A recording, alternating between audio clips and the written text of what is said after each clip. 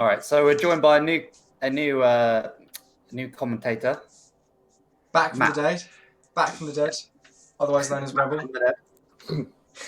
Hello. Hello, Matt. It is I, Matt. It's a pleasure to be back to be filling in for the unfortunate gap in the commentary team this week.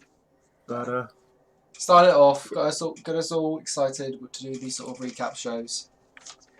So it's very exciting to be working alongside Matt today. indeed, looking forward to it. We've had a great week of matches, some interesting results. Spoilers, upsets, ridiculous. Great week. Yeah, great week. Particularly great week for some of the people on this call, and a less good week for some of the other people on this call. So, In fact, there's only one person on this call that didn't have a good week. Yes, indeed. So who's starting us off? You are, I believe you did. No. It was Leon that did City Vermin versus Tag My Bone. I get the weekly honour of telling Alistair how badly he's played. So that's always a fun honour. I'm starting off with the Untitled Vermin versus Tug on My Bone, Adam versus Alistair. So I think Adam bought a wizard and a bribe, and the Bones won the toss and chose to receive. Yeah. I liked Alistair's worship the Rat Ogre nonagon shaped formation with the trademarked 3 gutter runners at the rear. And then some brilliant coaching occurs and both teams get rerolls. So turn 1, the ball lands 2 squares from the LOS on Adam's right flank, and Adam puts most of his guys on the line and does a light push on his right. Sinintro Nor is made into a gutter runner without all the good bits by Mummy's forearm, and Adam fails to pick up the ball with a goal. Alistair plays it safe, doesn't overcommit, and keeps 2 runners deep. Adam eventually gets the ball and cages on the LOS. Reet encounters the mightiest of blows from a white and is killed. But don't worry, that bad name comes back as a zombie. And Alistair's Roger eventually does a thing, blitzes the cage, injures Sekfet the Undying, but he remains true to his name and regens. Alistair doesn't overcommit, keeps his defense wide, but does leave a little gap in the middle for the undead to go through. But it's unlikely that they would do that because the undead are quite a bit slower than the Skaven. So Adam decides to recage on the LOS, keeping it safe, waiting for his opponent to give way. And then screening and basing occurs. There's a bit of back and forth. And then eventually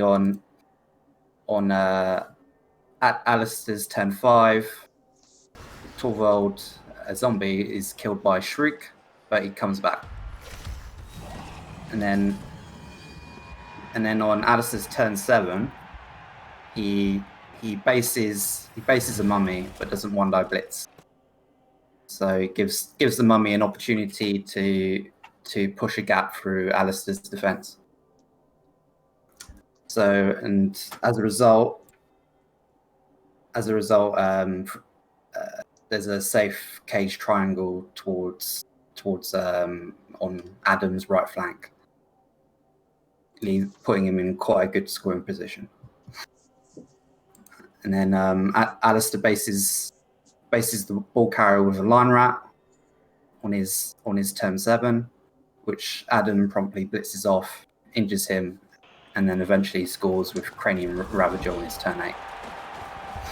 And then Alistair manages to equalise on his turn 8 with Finluch, his 1-turner. So in the next half, Alistair is down a player and Adam has a spare. A quick snap occurs and the ball lands in the middle of Alistair's half. And then turn 9 to turn 12, sort of a back and forth. Alistair has a loose cage because of the threat of a wizard's lightning bolt or a fireball. And then, so there's a back and forth. By turn 11, his one turner is in scoring position, but Adam plays it safe and blocks him off with his zombies. And then turn 12 gets interesting. Alistair turns back, blitzes a ghoul that was threatening his left flank. But perhaps he should have put his one turner into scoring position when he moves from the opposite flank. So to hopefully score, leaving Adam 4 turns to equalise. But instead he moves the one turner to assist. So Adam defends by moving his ghouls over, and he bases the ball carrier after a blitz from a ghoul fails. Then on Alistair's turn 13, the ghoul is blitzed off, but the liner out who blitz fails on a GFI using a reroll which was needed on a double skull. So quite unlucky. And then Alistair is unable to keep the ball carrier safe as a result. And Skirre, the ball carrier, is lightning bolted, which is an excellent use of the wizard, which he kept for most of the game. Real disciplined. I was watching this game and there was a couple of opportunities where I was thinking, okay, I'd zap now. And Adam didn't zap, and it was very disciplined because there was opportunities I would have used if I was in his position. Yeah, I would have used it, no doubt. Used it well earlier, and then he got this perfect moment to use it. It was great. But it was great because it kept Alistair on his toes, really. Because, wizards always work against Alistair, not for Alistair. So, anyway. Zap. So the zap happens, and then Adam picks up the ball with the ghoul, runs away, and then he knocks down and locks up the gutter runners who can easily get a blitz on him. So it's been a very, very dominant position. Alistair can't do enough from turn 14 onwards. He bases Grave Snatcher and then fails a 3+ dodge with a lineman on a reroll. And then Adam screens with his ghouls and zombies, and he manages to surf Lightning McSqueak. And then he easily scores on his turn 16. So great use of his wizard, as noted. Alistair didn't play badly, which is just scoring right at the death, fouling only when necessary. He had a bribe, but he didn't even need to use it. He didn't foul much. It was very tactful. Very tactful. Yeah. I did have a couple of words with him after the match. He made a mistake. He said he accidentally misclicked because he wanted to use his lightning bolt the turn before he actually did. Oh right. But he did. But he didn't. It would have been good then, but it was even better how it turned out, wasn't it? It was just great timing. Yeah. All right, then. Solid performance. Popping over to statistics, we'll probably see that the Skaven. Oh no, we actually haven't seen Tugger and Mabode have more of the ball. In fact, quite a lot more of the ball. And obviously, when you're getting above 50% dominant, for 50-60%. Well, because he stalled for most of the first half. So. When you're getting above 60% ball possession, you're obviously going to do quite well. You can see the injuries, the KOs, about even, which is good for the Skaven team, considering they are pretty much all armor 7, apart from the Roger and the Blitzer. But yeah, I think Claw was useful during the game, wasn't it? Looking at the SPP, we'll see that we've got 17 SPP for Tiger by Bone. We're getting up to elf numbers, which is pretty good. And Owner City Vermin at 12, but a lot of SPP all around. That's not too bad. They're both relatively happy with that. Yeah. And obviously both of their positions, they're probably just fine. They're fine in this game. Alice is probably fine that his team's not destroyed the way he's been talking all week.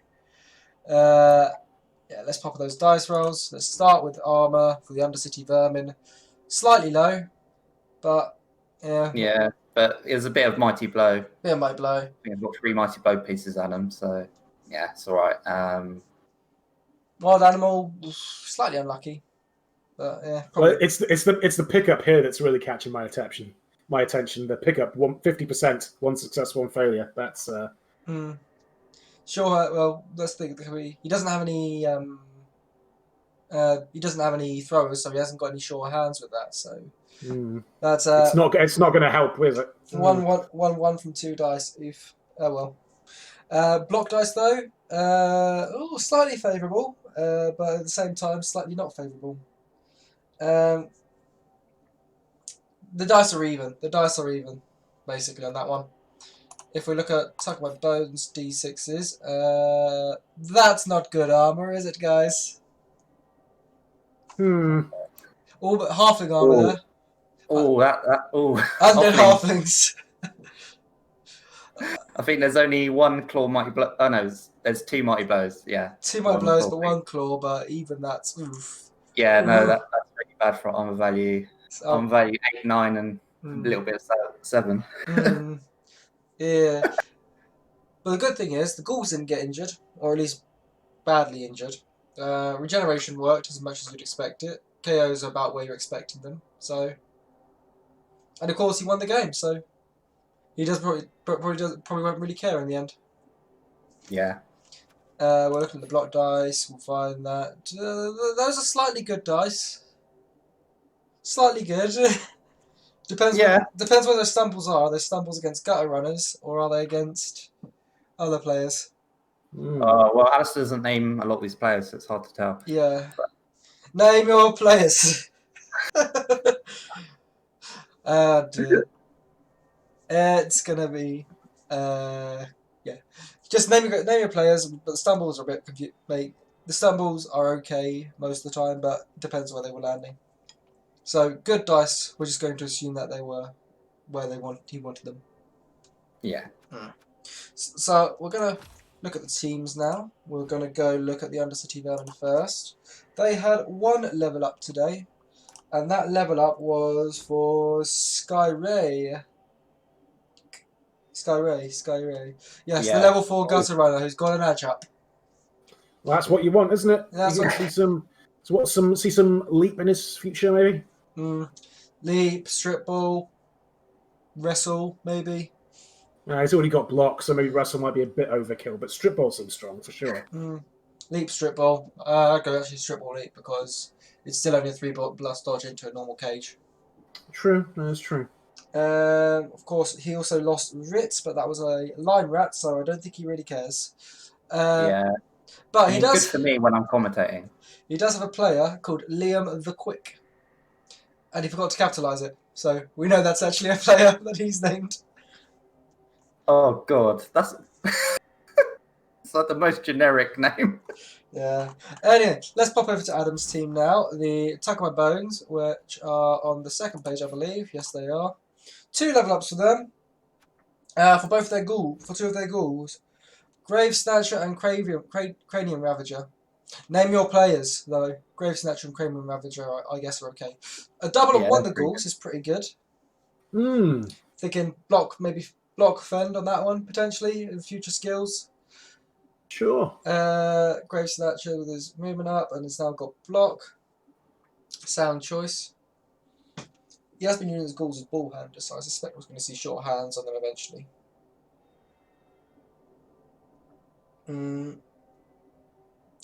It's a shame that Eridal the Tyrant hasn't leveled up more over the days, but hopefully he'll get some more levels on that. Yeah, it's weird. My experience with whites is one does really well and then the other dies or does nothing. Yeah. But we'll see what happens. So future, when the team is going to be made by its killing ability, I suspect. With 3 mighty blow, eventually going to be 4 mighty blow. It's going to be scary. Yeah. Well, that's that for the first game. We're going over to the next game this time. It is Matt. Hello, yes. How did it all go wrong? Well, that's a great question. Let's go through it step by step. So this was the Forgotten Fridge Raiders versus the Yorkshire Ripper. Nurgle were coming in with a deficit of team value, so they went in with a wizard and 2 bribes. The Rippers had +1 fame. Nurgle won the toss and chose offense to try and whittle down the team of 11 orcs and really crush them that way. It's a tricky opening setup though, due to the large amount of guard on the orcs. Nurgle they're a blocking team primarily, but the Forgotten Fridge Raiders lack a lot of guard themselves, and so they were really getting outpaced in the block. However, Wee Man was able to get an injury from the off, and they were able to form a cage to set things off. The Orc blocks were getting no traction, but they did try and surround the cage, basing it, actually, to take advantage of all the guard. Nurgle being forced into desperation plays very early in the match with a risky foul on their star thrower Trump with the ball carrier, but the bribe worked and he was able to stay on the pitch. Nurgle were having a lot of trouble with all of the guard and the blocks that were coming that way, but Orcs were, at this point, just getting pushes at the moment. However, the only experienced Pestigore in the match, this time the ball-carrying Pestigore with Wrestle, was then promptly killed due to bad positioning in some ways. It's very difficult for the cage to form since there was so many basing going on. He had fallen back, but I'd missed that. There was a single dice blitz with 2 go-for-its that they could get. Re-rolled one of the go-for-its, got the POW, got the armor penetration, got the death, and regeneration failed, because need I remind you that regeneration is indeed a fake skill. There was a really critical, really stupid fail for the Beast of Nurgle, which of course lost tentacles. This was a desperation block just to try and knock some people down. Still, the 2+ really stupid, but it did fail on a 1, which meant that Trump could then blitz the Rotter who had recovered the ball at that point, at which point we're looking at a potential drive break going on. Then Nurgle did get some lucky desperation blocks, a word we're hearing a lot here, on I'm able to pin Trump on the Beast. He was able to, the blitz to try and get free failed due to foul appearance, but he was able to dodge away from the tentacles. A wizard was then used at this point, probably not the best time to use it, but did get the KO, and the ball did go free. That was with Trump off the pitch at that point. After some,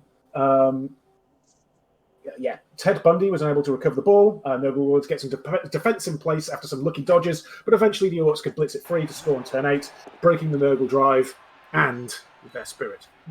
There were, at this point, 9 Orcs versus 11 Nurgle in the second half, with both the Orc KOs returning. The Wizard spent incorrectly. It really should have been left until the second half. There wasn't a huge amount of recovery options to get to the ball, but it is what it is. But 1 bribe left for 1 Nurgle.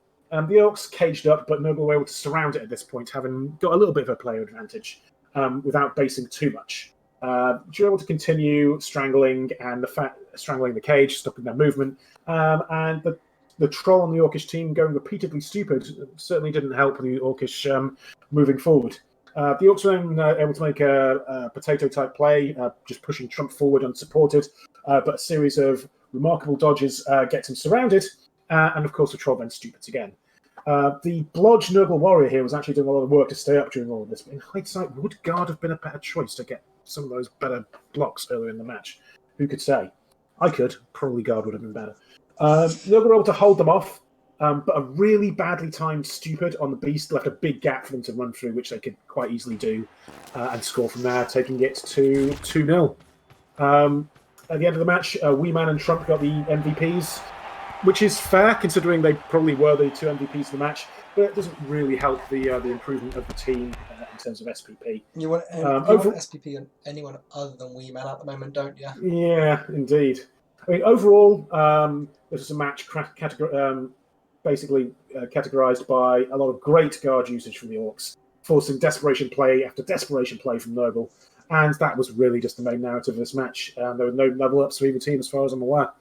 I did have a word with Liam two days ago, and he was very surprised that he did so well. I kind of knew he was going to do well in this game after I MNG'd your actual ball carrier in our last match. Yeah, it's been... I can't really complain too much about players dying, considering I've got Wee Man on this team and some of the stuff that the Fridge Raiders have been doing this season. But it's just been very difficult to keep Pestigores. They just keep dying. And this is Nurgle's a team that needs to have development, and every time it happens, they just keep falling over. But we'll see how it goes. This is going to be potentially another improvement season for the Fridge Raiders, but we'll have to see.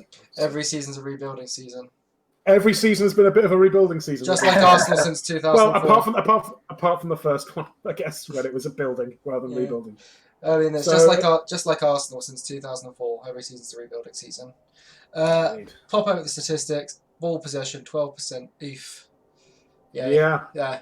You're not doing anything with that unless you're bloody Skaven. So unlucky there. Yeah, it's just as you were saying with Liam, if you could just take this Nurgle team off their game so much, just if you've got lots of strength 4 pieces that have got guard, and he's got lots of them. So it's just it was tricky on the paper.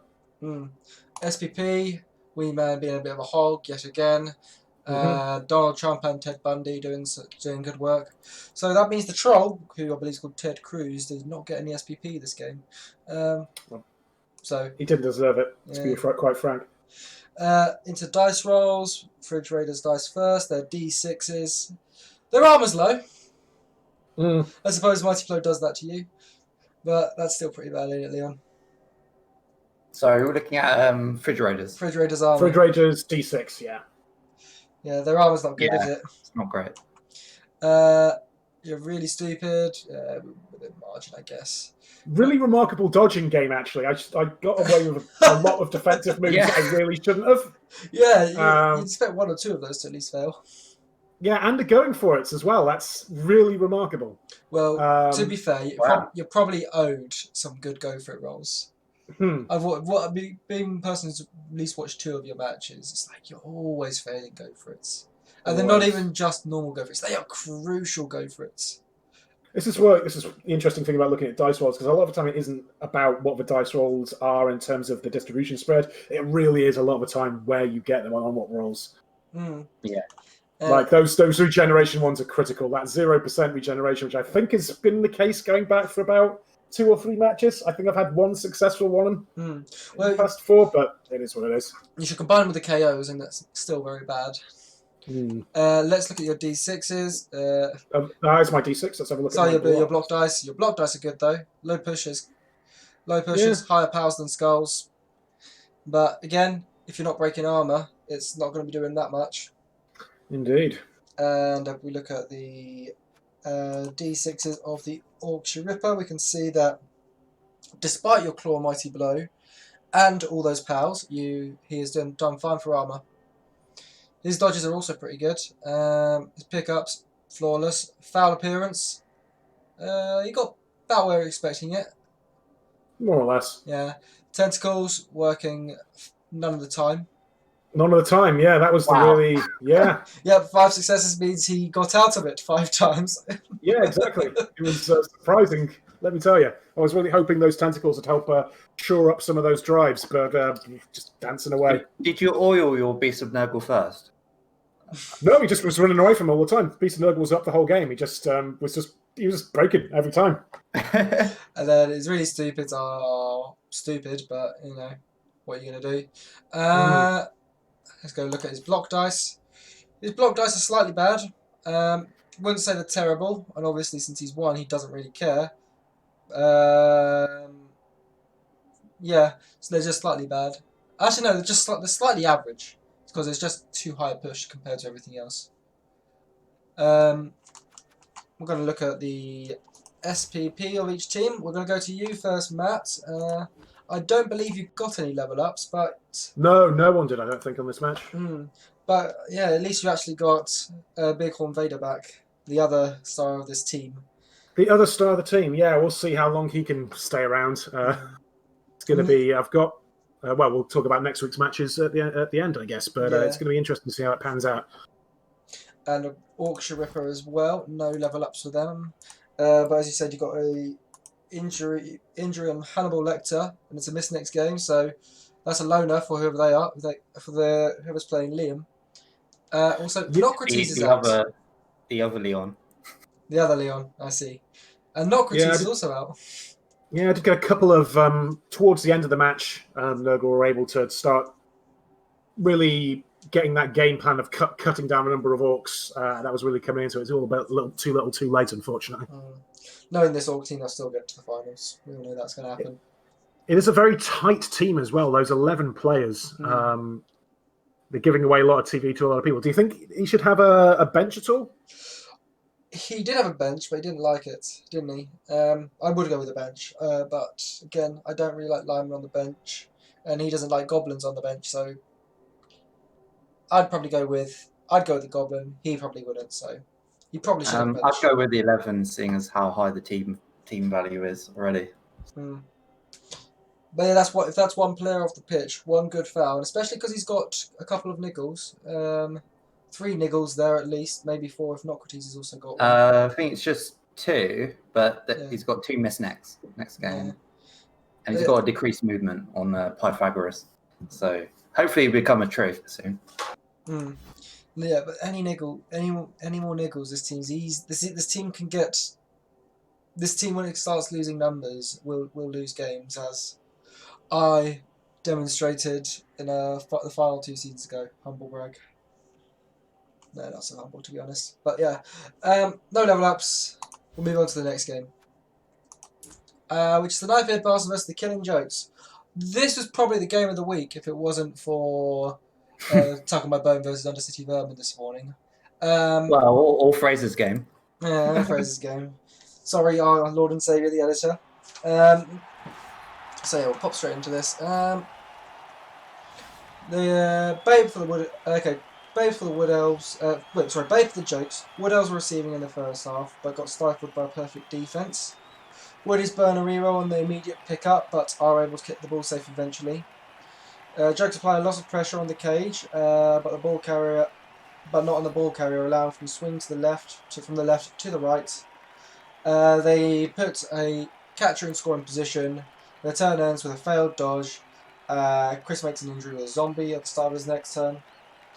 He fails to protect against the scoring threat, instead putting tackle zones on the ball carrier. These are easily dodged out of. And he scores on turn 3 with a handoff. I thought it could have been greedy and gone for a pass, but he went for the handoff.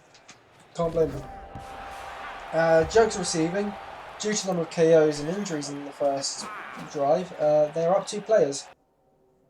But the Bastards get a blitz. The ball is too deep though to go for a steal, so no damage of consequence. Chris does a good job on the line of scrimmage, and he gets the ball safe.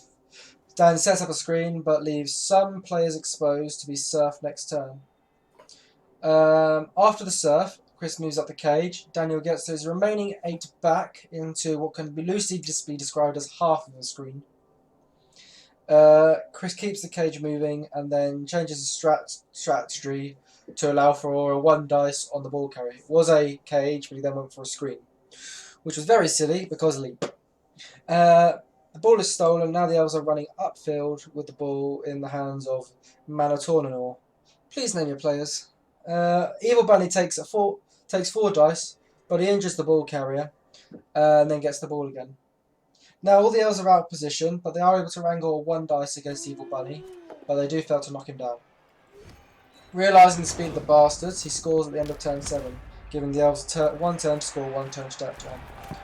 Why it happens, so he's now got 2 turns, but just to flex, he scores on 1 turn touchdown anyway. The Jokes don't have enough time for their own 1 turn touchdown, but they do go for a 2 turn attempt, which does eventually work after Evil Bunny, who was carrying the ball, gets knocked down, and the ball is then picked up by a ghoul to hand off to Kenny McCormack, who has to score himself. It gets a bit crazy there. Second half, 8 elves versus 12 undead. In the second half, the zombie catches a high kick. The Jokes put a cage just in the elf half. Attacks the right as there are 2 stuns to the closest players to the ball.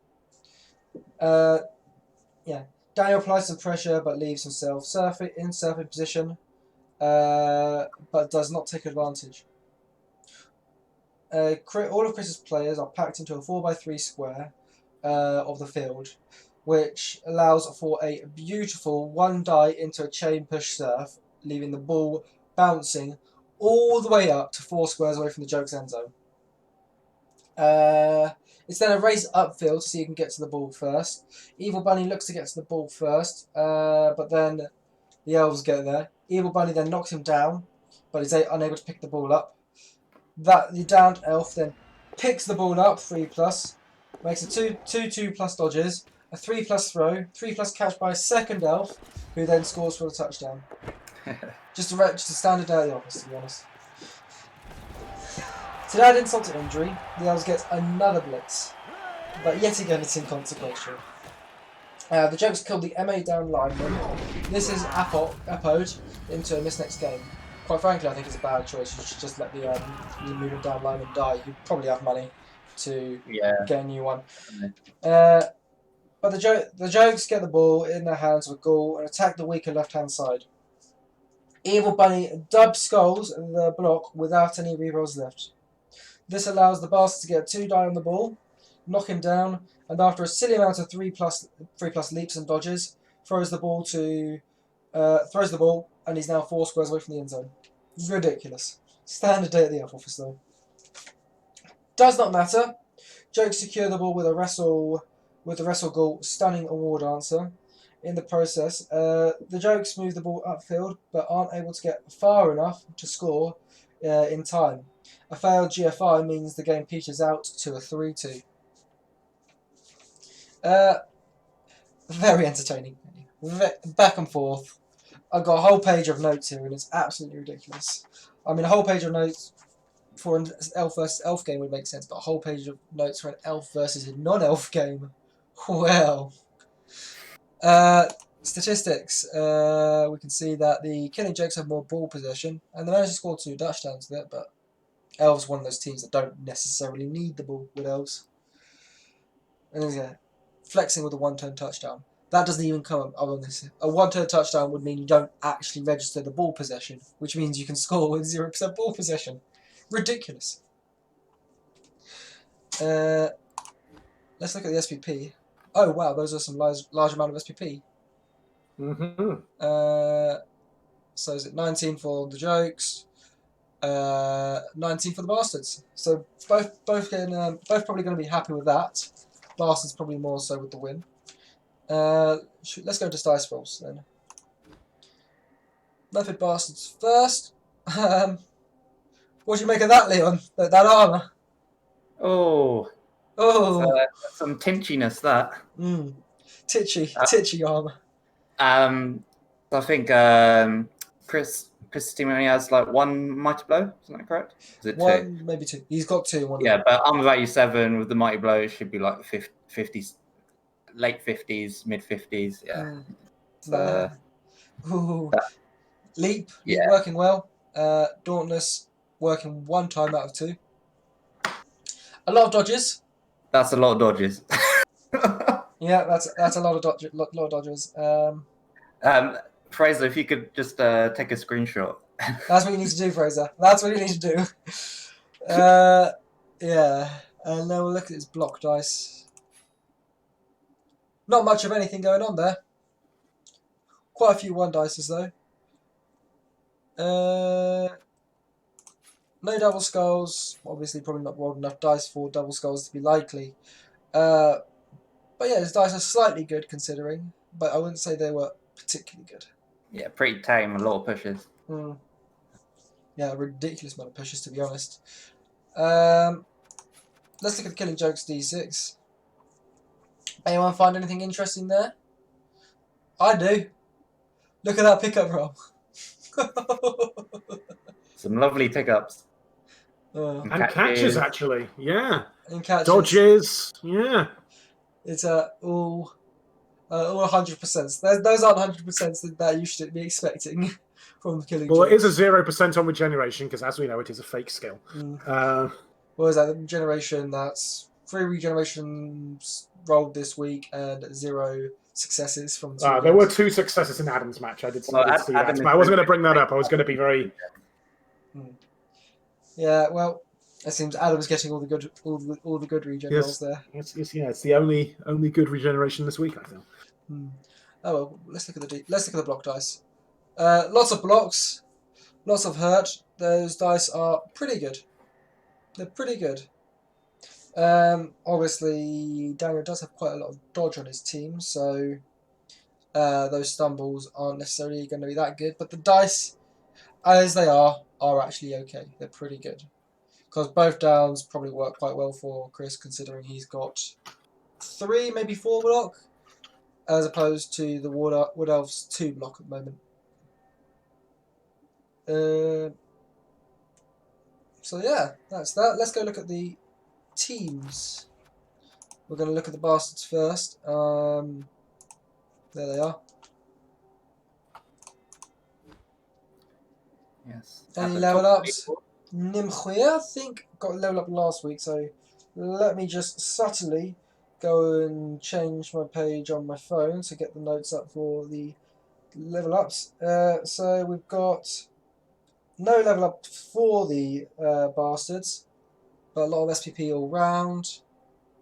He has a movement. He has an edge down lineman and 60k and 13 players. Oh, I see what's happened. He's hired the journeyman that he got this week. Was that the one? The journeyman, Yeah. And Edan Way got the 5 SPP for MVP, so he's hired him. I would definitely sack the movement 3. Well, sorry, the edge 3. Like he's a rat. He's just a rat, and you can do better than just a rat when you're Wood Elves. But he does have a bench the next game, so whoever he's playing is going to be probably need to do a lot of fouls. We're going to go look at the killing jokes now, which are on the... Where are the killing jokes? Can't find them. On the second page? They're on the second page.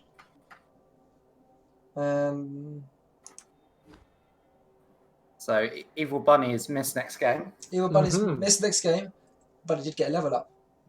Tackle for Evil Bunny. More level ups about. Chosen poorly is a white now. Is the white with mighty blow now, which is a good choice. Wafer thin mint has got guard. Poor choice. Obviously leap. Obviously leap. Yeah, this is starting to come together. Maybe not this season, but we could see them in the playoffs next season, if Chris considers playing them again next season. You don't know with Chris. He plays whatever he likes. You never know with Chris. You never know with Chris. You know how he's going to play, you just don't know what he's going to play. Yeah. Would you have taken? What would you have taken on the double mat for the zombie? Is guard a good choice? I think so. Yeah. I mean, you always need to have a little bit of extra oomph in your blocks. You've got a little bit of strength with the flesh golems on the necromantic team, especially when Snooze had that strength up. But with so many other teams in the division that have got multiple strength 4 people, just having that extra little bit of positioning, if only to counteract opposing guard and try and leverage the strength guys that you've got. I think that's worthwhile, considering he's kind of using his whites otherwise for the time being. Fair enough. We're going to pop over to the next game now, which is Rob's Claws versus Fake Leather and Pleasure. Well, Matt, your co-Rebel recapper, has also done it poorly. Yeah, it was. This is a very interesting match. This was the Chaos versus Dark Elves. The Dark Elves had a little bit of inducement money to spend. The most obvious thing about this match actually was that it was on an Astro Granite pitch because they were at the Claws Stadium, which of course gives you a +1 on armor from a failed go for it. And I didn't realize it was quite so obvious in the game. It looks really good. I don't know if you've seen it. So cool. Yeah, I love it. It looks dope as hell. I haven't really seen it before in game. The Elves start off on offense. Chaos have +1 fame. And Elves with their inducing money take Harkon Heartripper, the star player who has shadowing, stab, leap, dodge, and multi-block, but not block, so he's not a blodger. The Elves cage up near the halfway line and send some players through into the Chaos half, many of whom are KO'd on a subsequent turn. This forces the cage to stall a little bit as the Chaos defense takes advantage of a lack of players to kind of strangle and surround it, and promptly kills Harkon Heartripper off a both down results blitz. Poor really need that block. So the Elven cage kind of remains a little bit stalled just at the halfway line at this point. And as Chaos break through and do get a block on the ball carrier, Blodge keeps them holding the ball, which they are then able to hand off, escape, hand off to another player who is, the lone elf who managed to get through and survived on the other side. And in 2 tackle zones, hand off, dodge, score to go for it for a fantastic and characteristic display of elven chicanery. Proving that even many players down, elves are still a scoring threat. And they get into the next drive with 10 elves versus 11 chaos as 2 of the elven chaos recover. So at the start of this drive, chaos put tackle zones on the ball, but they don't pick it up due to a both down result on an early block that wasn't rerolled, presumably to keep it later for some ball handling as it was the last reroll. Though it did knock out the elf on the other side of that particular exchange. The elves threaten the ball as much as they can, but can't really get that close, and the chaos are able to retrieve it and cage up, moving towards the centre of the pitch before, on a subsequent turn, abandoning this to switch sides and expose the ball carrier slightly, presumably concerned about the amount of time remaining in the half due to a failed pickup earlier, slowing them down. Where Witch Elf Blitz was actually able to take down the exposed ball carrier, and the elves too switch sides to defend. Chaos then set up for a passing play, recovering the ball and sending a Beastman deep into scoring position. But once again, this was ball carrier exposed, and again the elves were able to take him down and lose the ball. We very nearly saw a Dark Elf counter score here as well. They only stopped by a failed handoff right at the last minute, and they would have needed a dodge as well. But the Chaos are just content to just block for the last turn and a half. So now we're back to a Chaos drive again. They've still got 11, and there's now 9 elves on the pitch. And, they have the whole half to score. Well, they would, except a riot occurred, and both of them lost a turn. This was not helped by a failed sure hands pickup, ending the first turn after some blocks, though the ball was pretty protected from the position it landed in. The elves pretty much stay in their defensive formation at this point. It was a very quick turnover, which made it quite handy to review in terms of recapping. The Chaos took this head on, basing them up with Chaos Warriors, and then predictably, the elves just dodged one step back, and we had ourselves a good old slow drive slugfest as the elves were just moving around to surround the cage from the rear and just keeping that block in front of them. This continued for a little while, but the Chaos were eventually able to force a gap. But before the ball carrier could move through the gap and take up a forward cage, there was a both down turnover, leaving him once again exposed. Fortunately for the Chaos, though, a failed dodge on the Elven counter blitz meant they couldn't capitalise fully, and Chaos are actually able to make some serious yards for a now scattered defence. An early Witch Elf Snake Eyes on a dodge looked like it set the Chaos up for an equaliser very easily. As they KO a few more elves along the way for good measure. But alas, right at the last second, the Beastland ball carrier, instead of juking off to the far corner, kind of went more central, and once again, the elves were able to get on. There was some clearance from the elves, an assist, and a dodging blitz as he was taken down, and the ball was then caught on the bounce, unfortunately, very unfortunately for Rob, by a Blodge elf standing right by it. The Chaos were able to blitz him. They were still controlling that area of the pitch really well with all their advanced numbers, but a reroll was needed to turn a defender stumbles into a POW. The ball was free, but that use of the reroll was keenly felt as the pickup was failed, leaving the score at 1-0.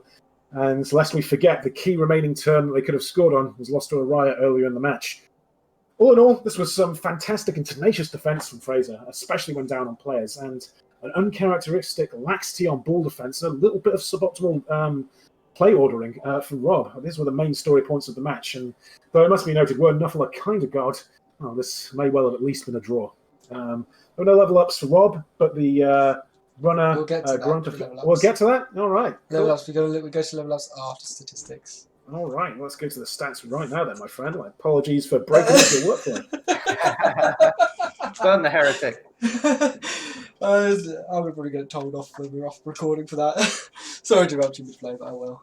That's all right. Right, block. So looking at the position, you can see Claws having more possession, which means, as you said... Yeah, they were basically controlling most of the match. It was just, as I say, the ball carrier was just left exposed to blitzers on a number of occasions, and it just slowed them down. They just couldn't get it. They just had so much control at the end of the second half as well. It was very surprising to not see them score. Looking at the SPP, yeah, not much SPP. The least alpha of the alpha teams, still only getting 10 SPP. But that's still more than the claws, so... if we look at the maths on that one, you realise that means there's only been 2 injuries this game. Or at least injuries that count, I would assume. Yes, and well, one of those injuries from a star player as well, so Yeah, not necessarily count from that perspective. But it was blood sacrifice. Yeah, it was. I cannot overestimate how funny it was just to see him immediately eat. Well, I was going to say something, but I think we're keeping it PG. No, you can be as shitty as you like with your mic. Oh no, he immediately, like, basically Harkon Heartreaver immediately ate shit at the start of this match, and it was very funny. I've had many problems with Hawkon, so I'm glad to see Hawkon get killed. Both down as well. It was just like, need that blodge, my friend, need that blodge. Let's go into the dice rolls then. Let's have a look at Rob's claws. You can see their armor in the limited sample size is pretty good, but exceptional. But you got to remember that is a limited sample size, so rolling very few dice as well. Yeah, rolling very few dice, which means he's not picking up much. He's not doing that, and he's not being hit much. If you look at that, if you realise that.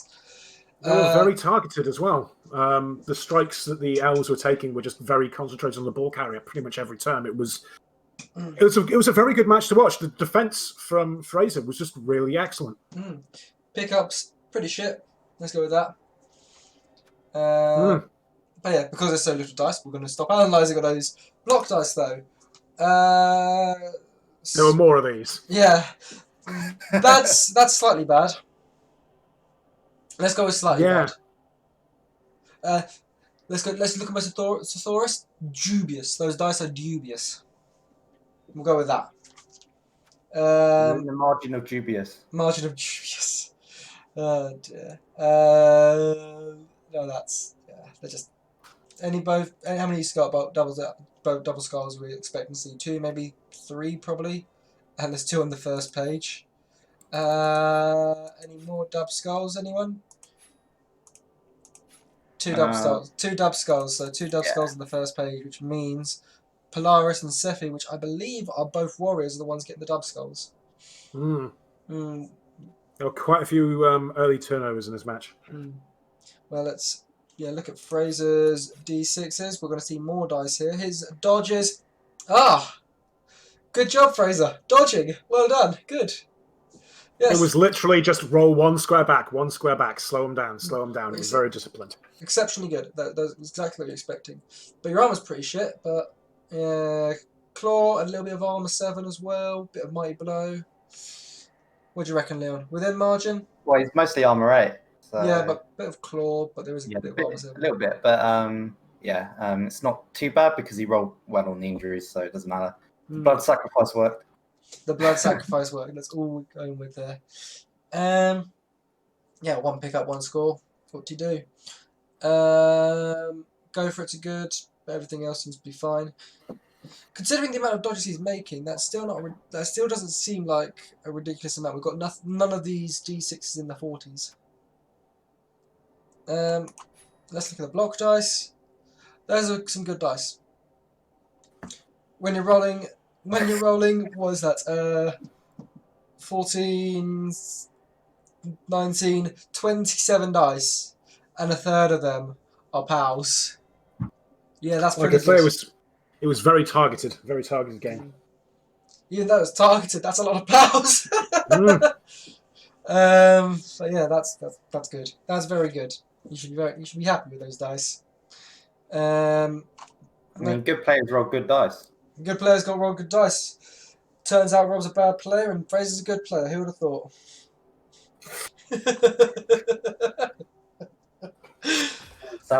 Savage.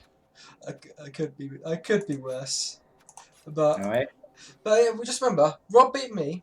Fraser beat Rob. Does that mean Fraser's going to beat me next week? Yes, absolutely. That's how Blood works. I've been saying it. Fraser top 4. Fraser top 4. Well, let's have a look. No new. If he keeps on playing like this, Yeah, absolutely. I could see that as a playoffs position. Yeah, well, we're looking at. I'm looking now at the Rob's Claws team. They've got no level ups this game. Nope. But the strength up goats are nearly both block players. We've got one of them block player. Signy is still yet to get even the slightest whiff of SPP. Which means I reckon all the goats are going to get their SPP before the Chaos Warriors are. Gone for the mighty blow first. It's ambitious. It hasn't worked by the looks of things. Well, one of those that was one of the earlier turnovers as well when I both down.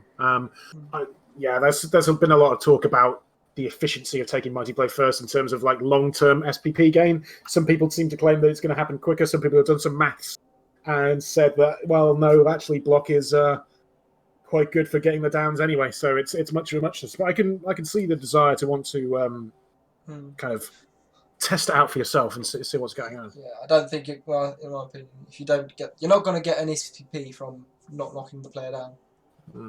Personally, I don't have the confidence to not go block first with these people, unless it's like a stat up or something like that, you know. Yeah, and you can score with the Chaos Warriors anyway. So sure.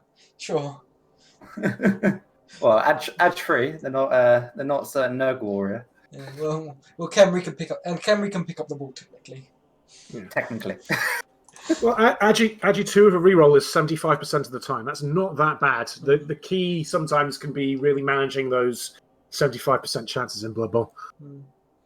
We're going to go to Fake Leather and Pleasure now. We know that they've now got 2 Witch Elves, so they're going to be players that we're going to be looking at to see if the Witch Elves have got any level ups. Not yet. They haven't even got a single SPP. It's because he's not trying to score touchdowns with them. I'm telling you, they're catchers. There was one level up. That was, Gerontophilia. Got the MVP and took Accurate. Reasonable choice. I'd probably go with Pass or Nerves of Steel, but you can see where Accurate works. It's clearly being built as a dump-off machine. With only one runner, who else is going to be up there to receive it? I'd say in order to be building that way, you kind of want to have 2, but I guess you're at a certain degree of cash flexibility required to be able to do that, right? Yeah, so 10k short of that. So maybe after he wins against my team, he'll get that chance, but we'll see. We're going to look back at the schedule. Which is the next game? My game versus Willem. Another savage game. This is why William's not here, because he's still crying from the spanked bottom that he got. Yeah. Now, I hope he's studying for his exams that he's got. Right, let's go. Not playing CK2 or Blood Bowl. Or Minecraft. Right then. Leviathans versus the Mealy Men. The Leviathans were receiving on the first drive. They were unable to do any damage. Knocking down one player on the line of scrimmage, but the rest of them were being pushes. Technices passes the ball to the Elves cage up. However, next turn get a cage up. I managed to get 2 dice nearing the defender. Strength up, edge 5, niggling injury. Player of choice. He's fouled and then he's knocked down. He's fouled and KO'd, but by an Aryan. We'll see you later. The Elves switch up the play to the left. His turn ends with the both down, causing a turnover. The Bretts apply little pressure, but their real target is to foul Prince Imric. This succeeds. This, I believe, was another knockout. I remember. I haven't actually noted it down. Anyway, but this does allow Shining Arrow to score a touchdown on turn 3. So what? Look at the scoreline. Adarian does not come back from his KO, meaning it's 11 versus 9 in favour of the Bretts. The ball is kicked short, but after a very successful first 3 bashes, the ball is secured with 2 blockers with 3 SPP each, suspiciously high up the field. The Elves use the Edge 5 underneath Anar to get a 1-die push, and he fails against the ball carrier. He then fails to dodge out. The Bretts free the ball from any pressure applied to the cage and cage up in the middle of the Elf half. They cause an injury to the journeyman before failing to foul failing in a foul of the other. The elves are try 4+ dodge for another 1 dice against the ball carrier. This fails yet again. The Brets end up going for Kaz points, KOing a number of players and injuring Hope. A metaphor for the rest of the match, if you will. The men choose to score at the end of turn 6 after injuring the Shining Arrow, which is a reroll is burnt on a vanity pass, which allows to score for Sir Facebook. 1-1. Brett set up very aggressively with only 4 rows on the pitch. One of them is an area defender who wakes up from his KO to KO Chocolate Rain, the peasant that's been fouling everyone. So his Facebook is killed with a 1 dice block, which is appoed, and put onto the bench because I'm not having a player that's just got to level up get injured on my terms. Another foul on Narian results in him being sent off. Results in sending off. Lord Tumbler has to dodge out some tackle zones to pick up the ball. Lord TikTok is in scoring position. The ball is thrown. The ball is catched. TikTok scores. 2-1 half time. I feel like I've missed something out there. I don't think I missed the line there. Sorry, guys. Second half, player count is 5 versus 10 in favour of yours truly. The elves get perfect defence and put everyone on the line apart from Anitha Narth, the edged up one. The ball is on the line of scrimmage and is the ball is on the line of scrimmage, as in on the line of scrimmage. 4 knockdowns later, one of which is a KO on Narian again. Lord Tumbler secures the ball and passes to Lord TikTok, who runs the ball upfield again. The elves try 1 die, but they fail the GFI, followed by failing the block against Lord Tumbler. More bashes from the Brets, and then they score again, making it 3-1. Lord TikTok now has a level up. He scored 2 touchdowns this game. What to do? Next drive is 6 versus 11. The Brets set up like they want to steal yet again. A high kick gives the ball allows Texas to get the ball. They move at the ball on the left-hand side with virtually no defence. One player in support. The support is blitzed down, leaving the elves a simple play, but they somehow mess it up. Instead of going for what would be a 2+ dodge, they try to blitz down the player, and they didn't blitz him down, so they end up having to do a 3+ dodge, 2+ dodge. They fail the 3+, they don't re-roll it, the ball bounces loose, and the ball is picked up yet again by Lord Tumbler. The Leviathans make another epic 1 die. Sorry, I think I missed my ball bit here. Lord Tumbler secures the ball. Threats are put upfield before Anitha Nara is stunned with a foul. The Leviathans make another epic 1 die on the ball, but fails to knock him down, even with burning reroll. Another foul on Anitha Nara results in the injury and the removal of Chocolate Rain. The Brets walk the play upfield with little opponents to apply pressure. For a touchdown with 3 turns left, or making the score 4-1. Elves get all but 1 of their KOs back, so they've got 6 on the pitch. They target Lord Tumbler. The resulting block leaves my heart in my mouth as the animation shows up for an injury. Badly hurt, we're fine, don't worry. Anarian secures the ball and brings it to put in scoring position, but he is not safe. Anarian is dauntless down, the ball is loose, and the play pretty much peters out when he fumbles the pick up. I try to throw the ball upfield. The throw is inaccurate, but the ball is so far away from the end Elves' touchdown that they have to go for it so they fail to end the game. 4-1, bit of a domination. I probably fouled a bit too much, but you know, keep those numbers high. Let's go look at statistics.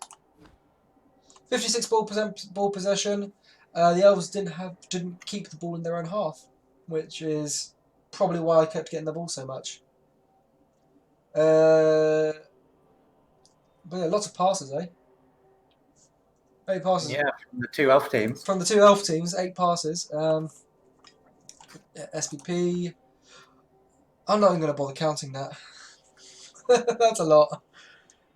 That's a lot of SPP. It is, yeah, it's ridiculous. Looking at the dice rolls, Leviathans. They're armor 8 by the looks of that. That's not armor 8. No, you got a little bit of mighty blow, but That's not armor 8 though. no, that's not armor 8. It should be. Dodges are should be about what you close expect to them. 10 points above that. Yeah. Yeah, 10 points above that you should be over for. Dodges are about where you're expecting them. Waking up from KOs is actually about where you're expecting them. It's just how they woke up. The casualty box for them was ridiculous by the end of the game. I think there was 6 in the box. Anything else interesting on his dice? I don't think so. His block dice, they're moderately to pretty bad. Do you know what? We can go with it. They're awful. They're awful dice. When you've not got much block, they're awful dice. So yeah, I can feel like not only was Nuffle on my side, but I just the fouling gods were on my side as well. The thing with Willem, and I think that to a lesser extent, the same with me, to be honest. If we're going down on the match, we go down pretty hard. Yeah. We don't hold back. Desperation plays coming in suspiciously early. Yeah. Let's look at my d6s. Dauntless only worked 50% of the time, but Dauntless didn't really need to be used that much. Mine was pretty bad as well, but please note, only 9 block. I was only down 9 times. Dubious margins of error. Dubious. Yeah, it's like, that's probably within margin of error, funny enough. That's how low the sample size is. Waking up from KOs are pretty bad, though. Nothing good about that. No, but it didn't matter. It didn't matter. Everything else is fine. I'm not complaining too much here. Block dice, they're pretty good. Let's go with that. Let's just go with that. Like, do you want to say unfair? I'd say unfair.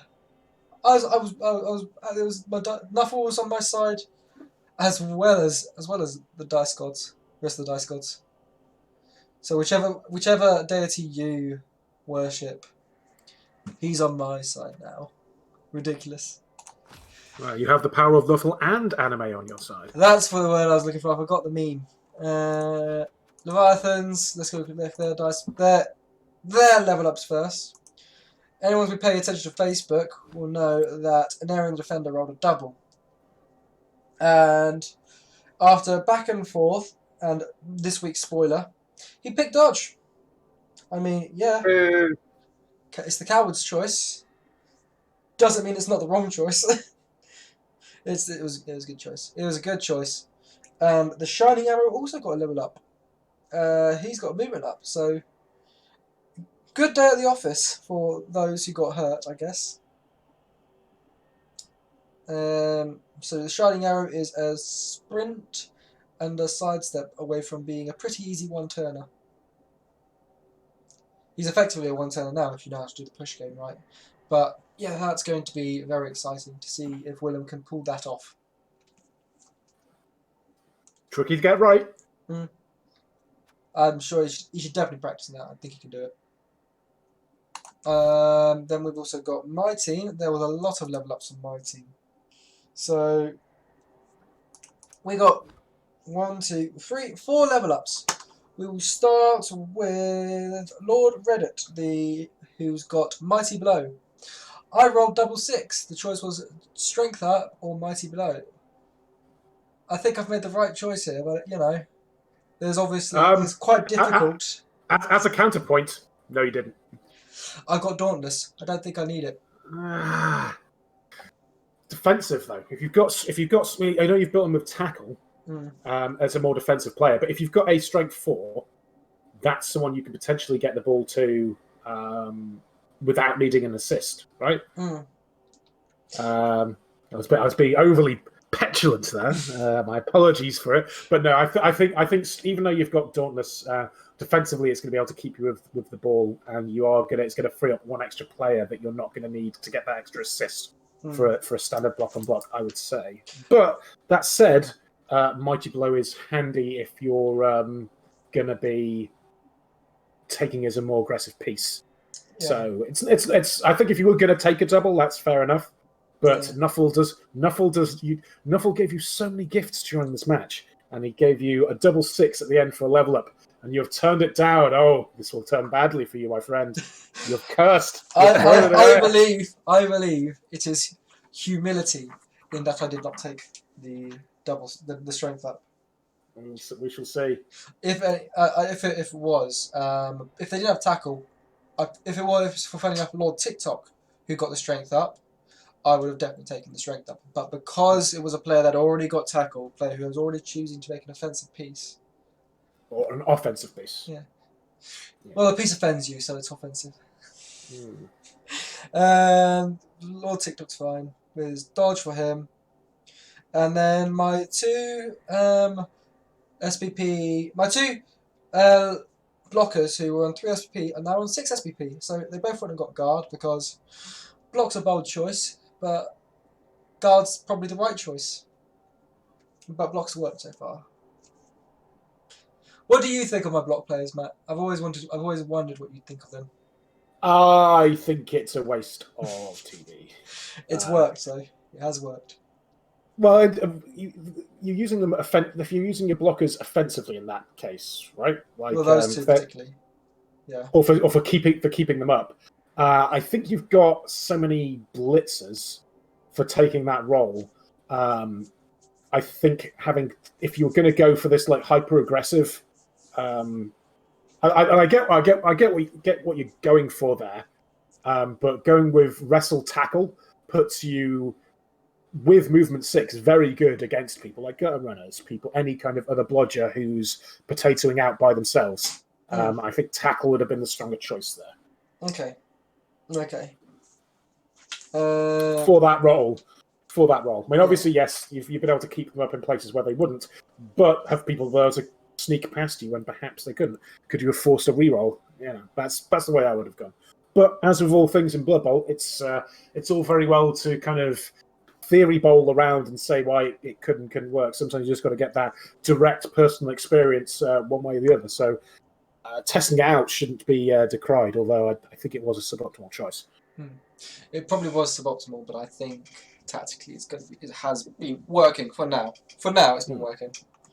But yeah, they'll probably get stand for if they ever manage to get to 16 SPP. That's been quite difficult, to be honest, though. But let's go for the final game of the week. Leon gets a win! Hooray! Another win! Another win, Leon! Turns out Lizardmen aren't shit. The dream. Alistair's dream, not my dream.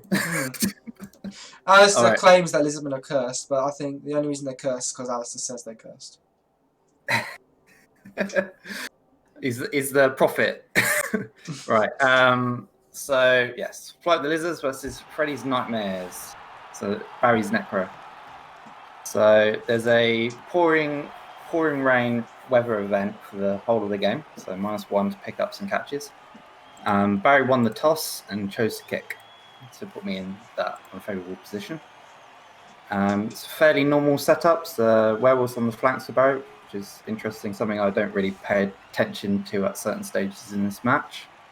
And I put my Saurai on the LOS, and then 5 skinks are spread out behind them, and then 2 skinks are in the deep to get the ball, and with a support. I get a high kick on the halfway line on my left flank, and I catch it with Gecko Brothers, my Blodge skink. I think that's just a safe pair of hands. I didn't want to risk the touchback with the Saurus, just in case it would have landed near me, and I failed to pick it up. And I only got 4 Saurus left. So, yeah, and I roll a double skulls on the first turn, which is great. Great start. And it's re-rolled, and then Gecko Brothers moves into a safe position and a loose cage behind my LOS. And then my bribe, which probably I shouldn't have bought on the inducements, probably should have gone for an extra apothecary. So I tried to go for a greedy foul with my loner skink against his zombie, and that fails, and the bribe fails, and he is sent off. It's rare that a bribe fails, but when it does, it is But really, to really be- annoying. To be honest, if we put this into the context of the 2 games I played on that day, I also played Adam in Neophyte, and I fouled like crazy, and I was getting injuries left and right. So I can't really complain if we look at it in that context. Not too much happens in the first couple of turns. I cage, move around. Barry applies some light pressure, but it's still conservative enough to keep a couple of players back. And I'm down to 1 reroll by turn 2, thanks to some more bad block dice. And then on turn 3, I injure Sirius Black on a blitz with my star planes, trains, and Komodos. I then go for a city side cage, forgetting that he has frenzy. When I should have played it, a lot slower. I moved far too much up the field. It's quite often with these fast teams, you can make the mistake of moving a bit too much. Just because you can move 8 squares doesn't mean you should move 8 squares. Yeah. And his team is, apart from the werewolves, are a bit slower than me. And I move a skink off a werewolf as well. So I could have actually just based him. I could have been all right. Crocodile and alligator. My plus movement skink is surfed and injured on a blitz from Professor Lupin. And then I go for a greedy Appo, and he comes back for that as a sub. And then some decent pressure is applied by him. So it's been more difficult for me at this point to retreat than to score. So as all my Soro are tied up and PTK is too far away for a blitz, I go for 3 dodges with Gecko Brothers and score. So, and then there's another high kick on Barry's drive, and he catches the ball with his goal, and then a werewolf next to him in support. Barry doesn't put too much on the LOS. I put 2 Sorai, and most of my skinks are shielded by the Sorai. So too much happens on the next turn as Barry plays it safe, and he moves away from my break tackle Saurus, and I present a light screen and bring PTK deep in case something happens further down the line. Barry manages to blitz down my blodge sidestep skink, who was protecting the side, and he continues to move down on his left flank. But he is unable to move the cage, to form a cage, and then he leaves the ghoul very vulnerable from a blitz from PTK. And then on my turn 6, I injure White Walker, a zombie with a Saurus, and then I push Freak, the ball handler, to the sideline, and move in my skinks to basically be difficult, including my guard skink. Barry blitzes out with a white so he can stop and assist, but knocks down never mind the skinks instead of going for a surf. His ghoul rolls a double 1 on the 4+ dodge out thanks to my diving tackle, and then I failed to pick up the ball with my plus movement skink, thus ending my scoring opportunity. But I managed to get it on scatter, so the ball was decently safe. I should have moved one of my skinks further up in scoring position, but yeah, I didn't. And then I keep Barry from getting the ball for the rest of the half. So next half, I get an extra reroll, and then the ball lands near the halfway line. So not ideal for me because he can cage up. But Barry moves towards the ball and then fails to pick up the goal. But thankfully played it decently conservative and moved a lot of players nearby just in case. And then but he does catch it with his werewolf Sirius Black. So turn 9, I go for a greedy 1-die blitz with Gecko Brothers, and then I knock Sirius Black down with a reroll. Ball scatters near its players behind the halfway line, seeing as all his fast units and my skinks are faster, I commit, and then but I put PTK in the deep again. So yeah, Barry manages to pick up the ball with his goal with sure hands and hurries to his right flank. And then, seeing as he isn't in a scoring position, I move my players to base and have 3 skinks in easy range to defend. And then my plus movement skink manages 3 dodges and then go for it to base the ball carrier. Barry gets his goal 2 squares from the touchdown line. I blitz him with PTK. He does his trademark dodge into the sideline and get my diving tackle skink to support. And Barry's goal blitzes out, only managing to push my diving tackle skink. Then fails the 5+ dodge. The ball is thrown in 4 squares from where it fell, next to the touchline. And then I managed to surf Professor Lupin. He gets injured, but regens. So another regen. And then make a massive mistake. I forget about the goal lying down behind me on the touchline and think I've secured the ball. I didn't play my best. I probably get knocked down on a blitz from that goal. He uses a reroll in order to do that, but thankfully the ball falls down near a tackle zone and it's still raining. So I managed to secure the ball properly this time, make a skink cage, and then I managed to move up on the left flank. The next time I managed to move up on the left flank, making a side cage and put Crocodile and Alligator as a decoy scoring piece. My cage gets based. My Alsaurus dodges again and blitzes Barry's white down. League of Lizardmen then fails a dodge, showing that Saurus are better than dodging than skinks. The Saurus will always roll a 6 when they dodge. It's just a fact.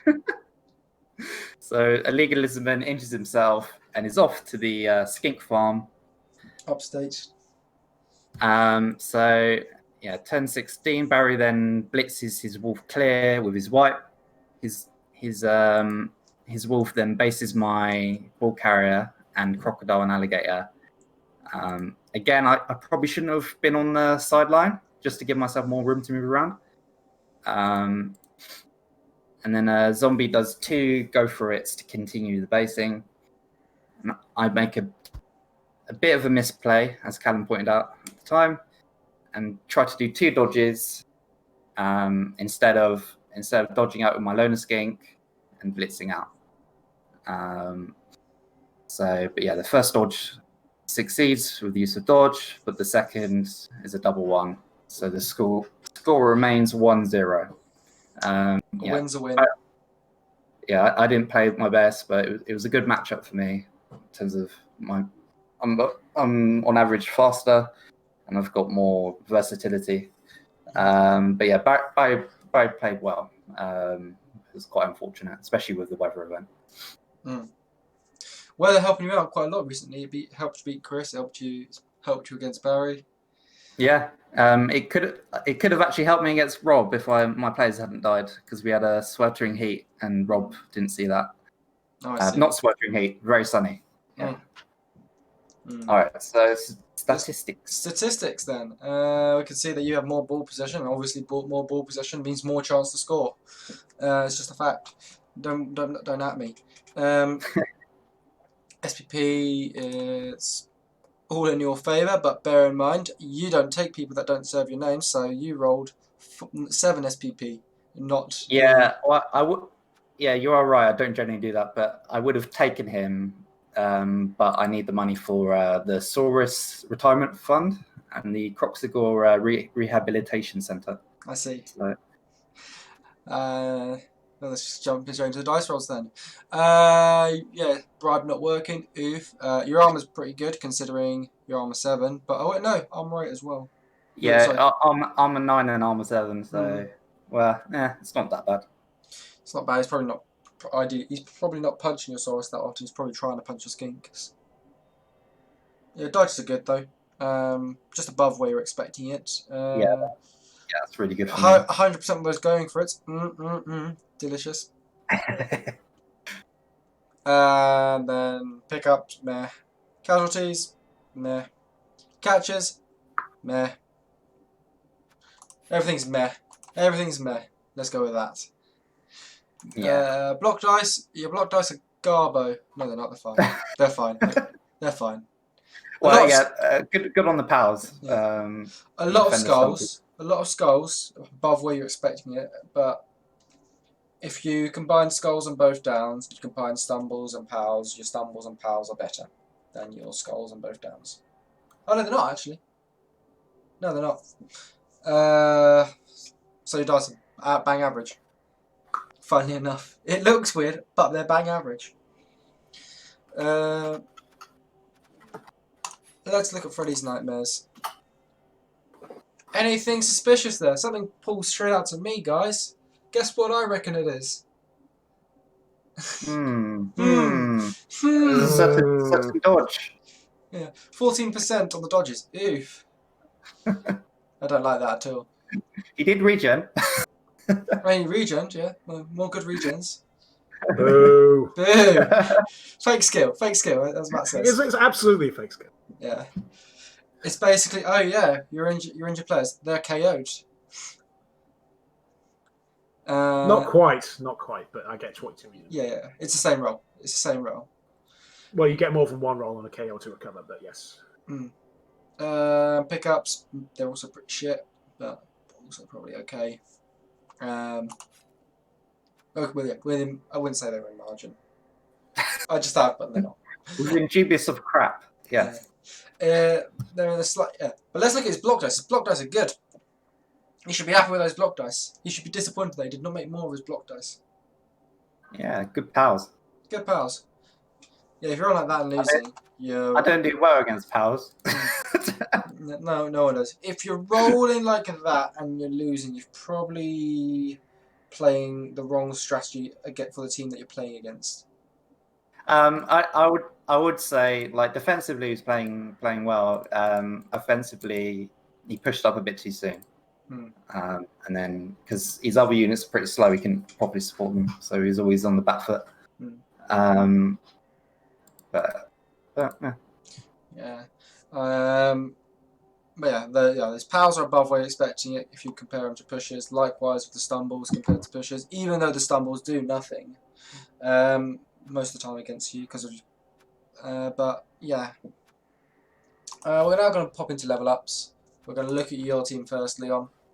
You got one level up this week, didn't you? Yep, I was hoping on 2.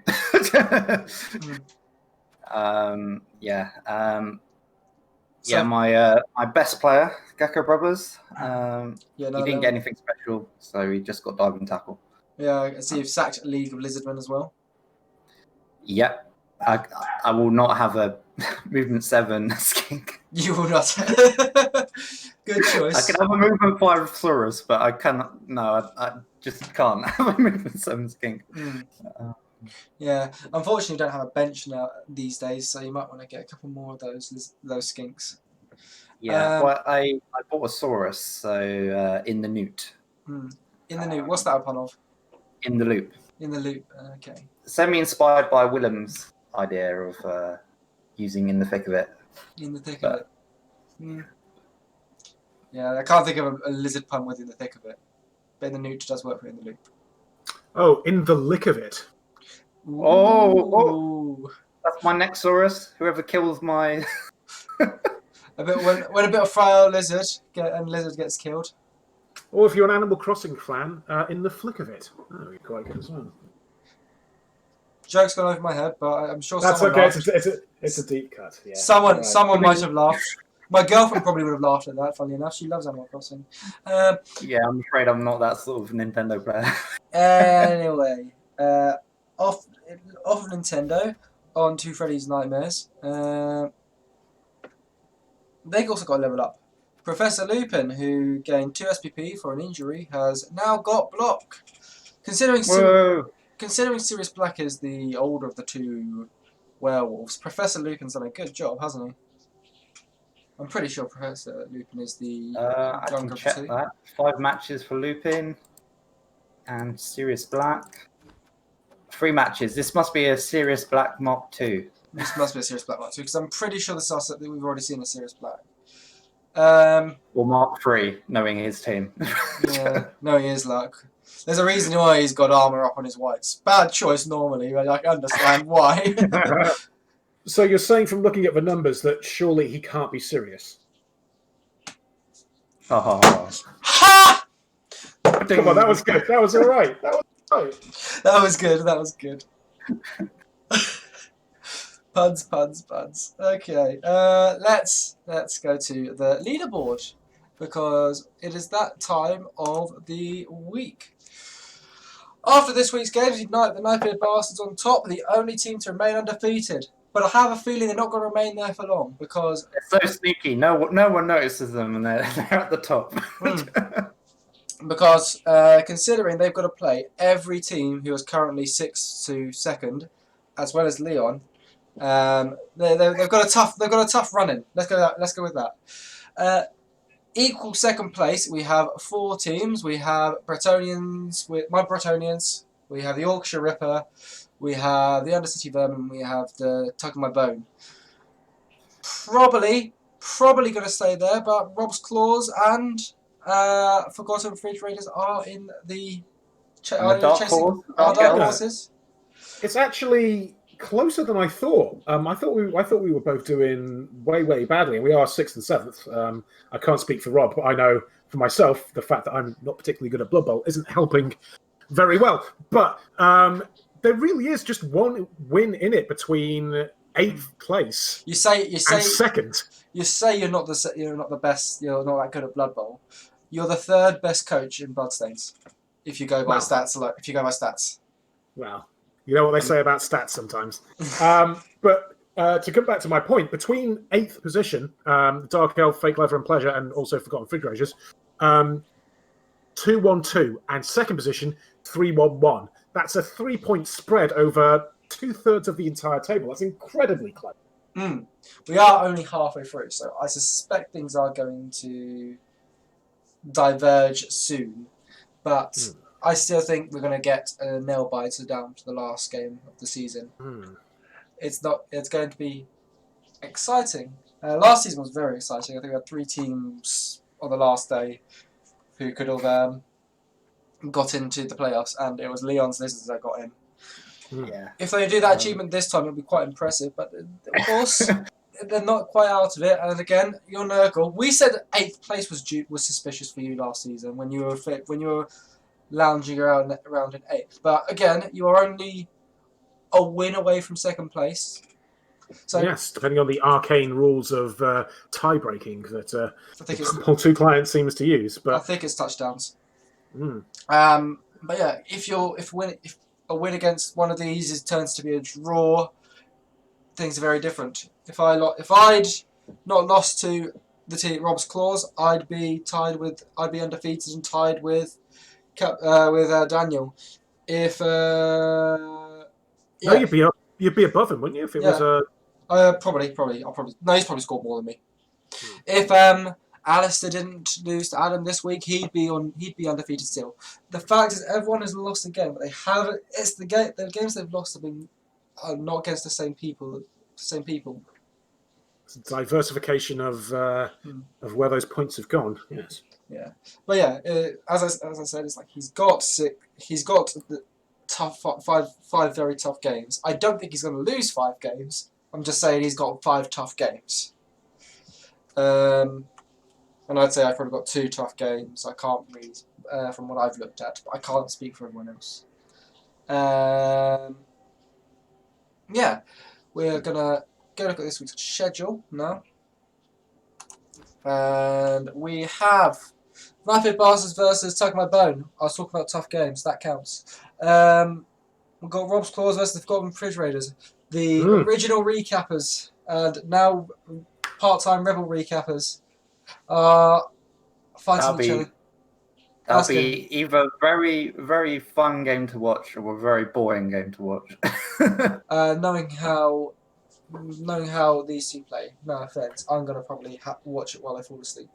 It's gonna be a tricky one. I've got I think I've got my claw players in place more so than Rob has. Yeah, you got a better claw, but he's going to have. But he's got a better diversification of skills across the entire team. Hmm.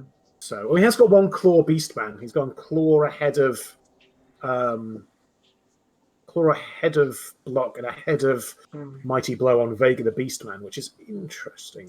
Yeah, you do have your ball handler back, and your ball handler's better than his ball handler because he doesn't have a ball handler yet, I think. Yeah. We'll move on to the next game, so we're not dawdling too much on them. Leviathans versus the Undercity Vermin. We've had two interesting predictions for that. We've had William says he's going to win 14-2, because Alistair said he's going to win 4-0. I reckon it's going to be somewhere in between. That's my newest opinion of that one.